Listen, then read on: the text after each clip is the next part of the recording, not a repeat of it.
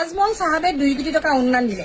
অসমৰ এনেকুৱা এজন হিন্দু বিধায়ক নাছিলে নেকি তেখেতলোকে যে নিজৰ পুঁজিৰ পৰা 1 লাখ টকা দিম বুলি ক'ব পৰাকে আজি 3-4 দিন হৈ গ'ল এজন বিধায়কটো নকলে মোৰ পুঁজিৰ পৰা মই 1 লাখ টকা দিছো বুলি।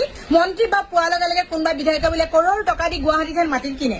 সেইজন বিধায়কে 50,000 টকাও দিব নোৱাৰিলে। আৰু কিছুমান এনে কিছু সংগঠন আছে যিসকলে উজনিত বোলে হেনো মুছলমান সোমোৱাৰ লগে লগে মিয়া সোমোৱাৰ লগে লগে তেওঁলোকক খেদিব।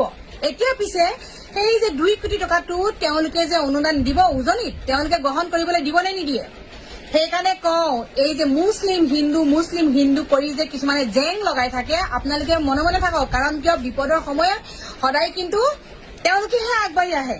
বহুতবাৰ প্ৰমাণ পোৱা হৈছে আৰু এতিয়াও আপোনালোকে প্ৰমাণ পালে আজিৰ তাৰিখত 2 কোটি টকা ধেমালি টকা নহয়। আৰু আজমল সাহাবক এটাই অনুৰোধ কৰিব বিচাৰো যে আপুনি পইচাখিনি নিজেই বিতৰণ কৰক। যদি আপুনি বেলেগক দিয়ে নহয় তাত অংক আহি পৰিব, কাৰণ কমিশনৰ অংক আহি পৰিব।